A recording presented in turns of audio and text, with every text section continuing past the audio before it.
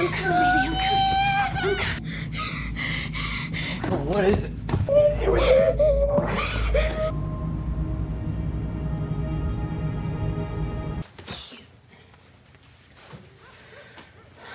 I just want to go home. Don't you understand that it never stops hurting? I want to die.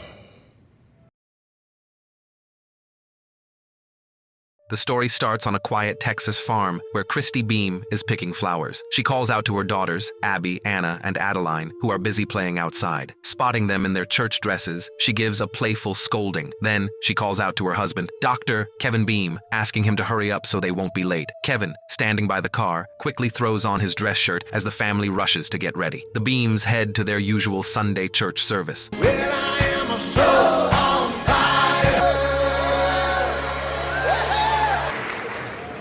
You know, I can get a nice helmet. Just happen to be there. So we can get an umbrella. But there's one thing that we need, and that is faith. Faith is really the only true shelter. Amen. Later, they host their monthly church picnic at home, surrounded by the laughter and joy of their friends and neighbors. That evening, Kristy tucks her kids into bed, following her nightly ritual of saying prayers with each of them. Abby prays to make the Fort Worth All-Star team. Adeline wishes to magically become older than Abby, and Anna sweetly prays for her dad's business to succeed. But later that night, the peaceful vibe takes a sharp turn. Anna suddenly runs through the house, vomiting. Kristy wonders if it's something she ate at the barbecue, and Kevin suggests they take her to the doctor in the morning. The next day, they drive Anna to see one of the best gastroenterologists in Fort Worth. Kevin, trying to lighten the mood, jokes about hoping this doctor is better than the last two. Kristy looks at Anna sitting quietly in the back seat, her eyes drawn to her bloated stomach. But just like before, the doctor tells them there's nothing wrong. He insists it's not viral and diagnoses Anna as lactose intolerant. Kristy, frustrated and doubtful, leaves the clinic unconvinced. That evening, the family reluctantly agrees to go along with the lactose intolerance theory. Pizza is off the table, and everyone braces for the change. But in the middle of the night, Anna wakes up screaming in pain. Her cries echo through the house, jolting Kristy and Kevin out of bed. They rush her to the hospital, leaving a friend behind to look after the other kids. At the hospital, their ordeal continues. A doctor dismisses Anna's pain as extreme acid reflux, brushing off their concerns. Kristy, desperate and furious, argues with him until he finally agrees to run more tests. After what feels like an endless wait, a pediatrician steps in with grim news. Anna has an abdominal obstruction, and immediate surgery is the only way to save her life. As Anna is prepared for surgery, the doctors insert tubes into her nose, and fear washes over her. She's scared, and it shows. Kristy, her mom, can't hold back her tears. Can you click it and did he come out? Boss for crying a while. Mr. and Mrs. Beam. After the surgery, the pediatrician meets with the Beams to explain what's next. He tells them the immediate problem has been fixed, but there's a bigger issue, a severe condition called intestinal motility disorder. Kevin breaks it down for Kristy. Anna's body can't digest food properly. Kristy clings to hope, insisting Anna will get better. But Kevin, with a soft voice and heavy heart, tells her the truth. There's no cure for this. The doctor steps in and adds that Anna will need a feeding tube long term. Even then, it's not a guaranteed solution. He suggests they see a specialist in Boston for more help. A few weeks go by, and Kristy is fully focused on taking care of Anna. Every moment of her day is spent juggling medicines and feedings, following a strict schedule. Despite all the care, Anna's condition worsens. She grows weaker, her discomfort grows, and the tube in her nose becomes a constant burden. Her stomach swells painfully, and even her clothes don't fit her anymore. I'll take you shopping. For now, let's try these. Why do you think God hasn't healed me? There's so many things I don't know, but I know God loves you. Anna watches her friends laughing and playing basketball outside, but all she feels is loneliness. Her spirits lift slightly when her crush, Billy, comes over to talk. She tries to brush him off and walk away, but he stays by her side, making her smile for a brief moment. Meanwhile, Kristy grows increasingly desperate. She spends hours trying to get through to Dr. Nurko, the Boston specialist, but she keeps hitting dead ends. The frustration boils over one day, and she storms outside, looking up at the sky to vent her anger at God. Kevin tries to lighten the mood at home by bringing in a surprise, a dog for Anna. Anna's face lights up, but Kristy, overwhelmed by everything she's already managing, sees it as just one more thing to take care of. That night, tension flares between her and Kevin. Kristy lets out her frustration, complaining about how much she has to handle, how exhausted she is, and how tight their finances have become. Kevin tries to stay positive, but Kristy's faith starts to crack under the pressure. Have I drifted astray? Have I sinned? I need to man up and get back on track. We're praying for Annabelle. Thank you. Well, since she's not been healed, ask yourself some difficult questions. Now, somebody's sins are preventing the healing, either yours or maybe even Anna's. Excuse me. Kristy. It's a cruel, insensitive remark, and it pushes Kristy further away from her faith. The fights between Kristy and Kevin become more frequent, and Anna, caught in the middle, starts to blame herself. The weight of it all is too much for her to carry. Kristy, fed up and hurting, decides she's done with church. During one of their nightly prayers, Anna's little sister, Abby, asks the heartbreaking question, "Is Anna going to die?" Kristy, overwhelmed and without answers, sits in silence. That's when she makes up her mind. There's no more waiting. With or without an appointment, she's taking Anna to Boston. She can't just stand by and watch her daughter fade away. Kevin tries to stop Kristy from heading to Boston without an appointment, but her mind is made up. She's determined to do whatever it takes to help Anna. When Kristy and Anna arrive at the hospital in Boston, the receptionist greets them but quickly explains that Dr. Nurko cannot see them without a scheduled appointment. Kristy pours her heart out, explaining Anna's condition and the treatments she has already endured. But the nurse, though kind and understanding, regretfully tells her there's a 9-month waiting list. Kristy's emotions overwhelm her, and she begins to cry and beg for help. The nurse, clearly sympathetic, gently tells her there's nothing she can do to bend the rules. Heartbroken, Kristy takes Anna, and they leave the hospital. To lift their spirits, they stop at a Boston restaurant for dinner. It's just getting better and better, huh? I'll take the tea. Got it, I got it. Don't worry about it. Sorry. So where y'all from? What you doing here? There's a doctor at Children's Hospital we're trying to see. Boston is one of the finest cities I know. Oh, well, good. Well, maybe we should try to do a tour while we're here. I'm off tomorrow. I could be your tour guide. Yeah. You know what? We can't. We're just hoping to get this call from this doctor. And if you, Right. Please. You want to go, baby? Yeah. All right.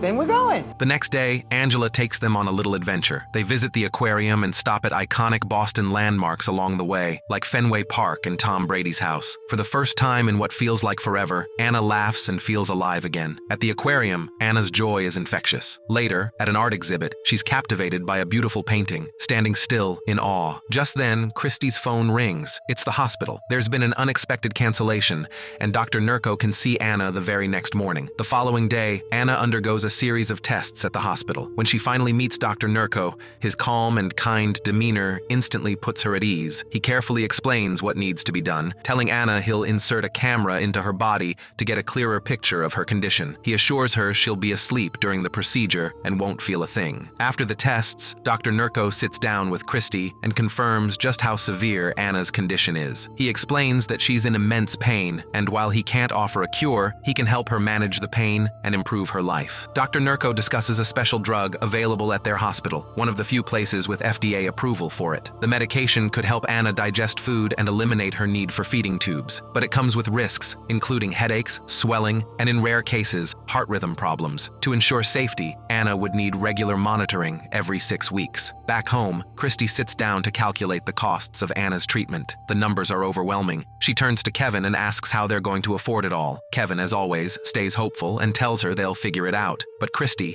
feeling the weight of everything, demands a concrete plan. In a vulnerable moment, she admits that she's lost her faith and doesn't know how to hold on anymore. Kevin, while unable to restore her belief, promises her one thing: he will do whatever it takes to help their daughter. The next day, Kristy decides to visit Pastor Scott. He apologizes for the hurtful comments made by some church members, but Kristy remains firm. She's not going back to church. Pastor Scott notices there's more to her decision, so he gently asks what's really on her mind. Kristy opens up, admitting she doesn't understand why God would let Anna go through so much pain. Pastor Scott doesn't try to offer a neat answer. Instead, he shares his own struggles with faith, explaining how turning to God, rather than turning away, eventually gave him peace. As weeks go by, Kristy and Anna continue their regular checkups in Boston. Angela, the kind waitress they met, becomes a close friend and often spends time with them. Back home, Kevin takes on more responsibility with the other kids, while Kristy is away. The mounting costs of Anna's treatment put a strain on the family, and Kevin makes the tough choice to sell his motorbike to help pay the bills. Even with all their sacrifices, things don't get better. Dr. Nurko informs Kristy that Anna isn't responding to the medication as he'd hoped. The flare-ups are becoming more frequent, and Anna's health shows no improvement. Kristy feels the pressure building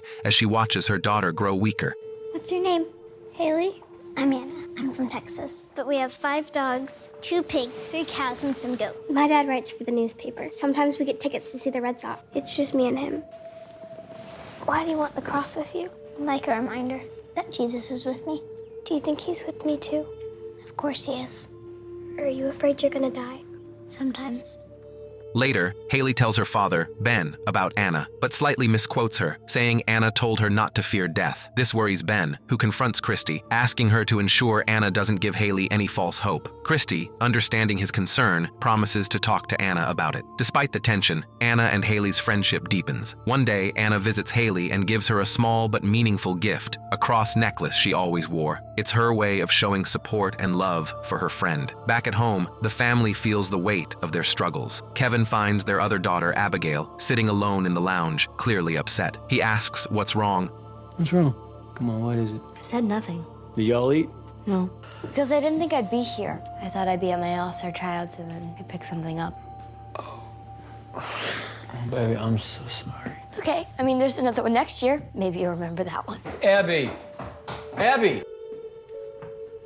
Back at the hospital, Anna is in unbearable pain. Kristy tries her best to cheer her up, suggesting different things to make her smile, but Anna refuses every idea. Finally, she breaks down, crying, and tells Kristy that all she wants is to go home. She mentions how Haley got to go home and wonders why she can't do the same. Anna pours out her feelings, saying she feels trapped in endless pain, and even admits she sometimes wishes she could die. Hearing this crushes Kristy. She tries to comfort Anna and tell her not to think that way, but deep down, Kristy feels powerless and heartbroken that she can't take away her daughter's pain. Meanwhile, Kevin, Abigail, and Adeline are trying to get to Boston, but things take a frustrating turn at the airport. Kevin's cards keep getting declined at the counter. Adeline, scared and anxious, asks what will happen if Anna dies before they get there. Kevin stays calm and reassures her, saying that's not going to happen. Despite the technical issues, the airline staff finally works things out and gives them manual tickets so they can board their flight. Back in the hospital, Anna is becoming harder to handle. She refuses to shower and pushes Kristy away every time she tries to help. Feeling desperate, Kristy calls Kevin for backup. Kevin calls Anna and, in his playful way, suggests they play a game before she takes a shower. Suspiciously, Anna asks how he even knows she needs one. Right at that moment, Kevin, Abigail, and Adeline burst into the room, surprising Anna with laughter and hugs. Their reunion fills the room with happiness and makes things feel normal for just a little while. When it's finally time for Anna to leave the hospital, she curiously asks Dr. Nurko why patients are always wheeled out in wheelchairs. Dr. Nurko smiles and jokes, saying maybe she should push him out instead. It's a rare, lighthearted moment in the midst of everything. Before they leave, Dr. Nurko pulls Kristy aside. He advises her to keep an eye on Anna for signs of depression. He also gently reminds her that Anna's time might be limited and urges the family to cherish every moment they have together. Back at home, Kristy tries to get in touch with a child psychologist for Anna, who now spends most of her time sitting silently by the door, staring outside. One day, Abigail asks Anna if she wants to play soccer. To everyone's surprise, Anna agrees. While they're playing, the ball rolls near a large tree. Just then, they spot a white butterfly fluttering nearby. Abigail gets an idea and suggests they climb the tree. No, I can't, Abby. I'll help you. It'll be fun. Okay.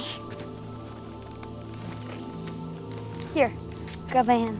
Okay. I think we're high enough, Anna. Anna, see the hole over there? Go over to it and sit in it. I'm scared. Just do it. You need to sit in the hole. Oh my God!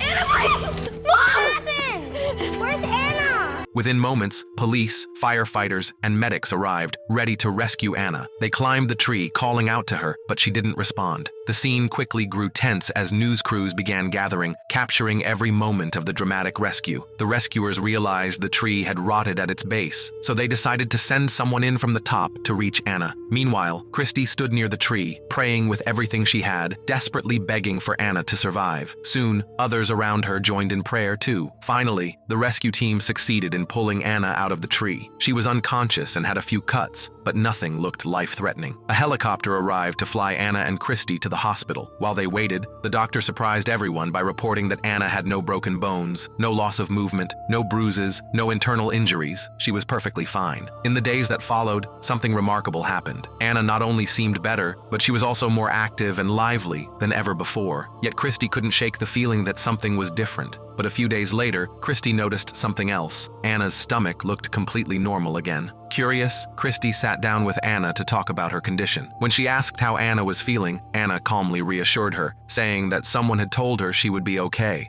The butterfly was there.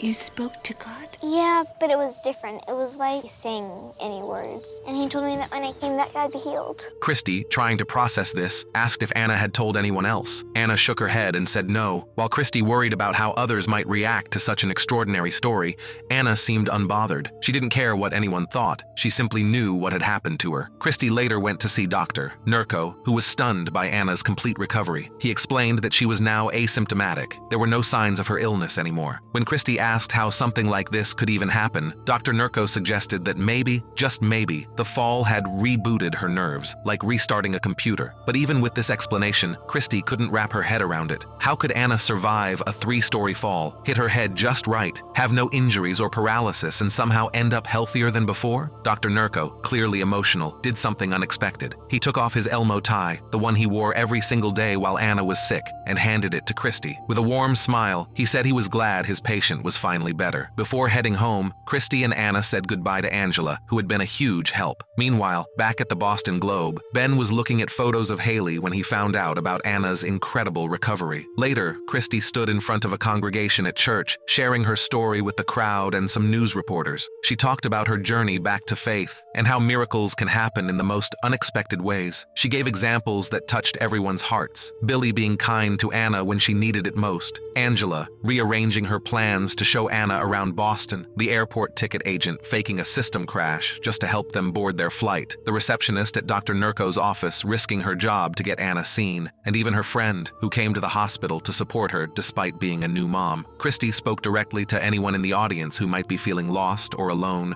reassuring them that they weren't alone and that miracles could happen for them too. But as she finished, a church member stood up and accused Kristy of exaggerating Anna's condition for attention. The room went silent for a moment. Then Ben stood up and came to her defense. He shared how he believed her story, even though he wasn't a religious man. Ben admitted that after Haley's death, his view of life had changed. He revealed that Haley's final weeks had been peaceful because of Anna, who gave her faith and comfort when she needed it most. By the time Ben finished speaking, the congregation broke into applause, moved by his words. After the service, Kristy had a brief conversation with Ben before heading home with her family. Back at home, life felt normal again. They gathered around the table, sharing a simple pizza dinner together, happy and healthy, finally at peace.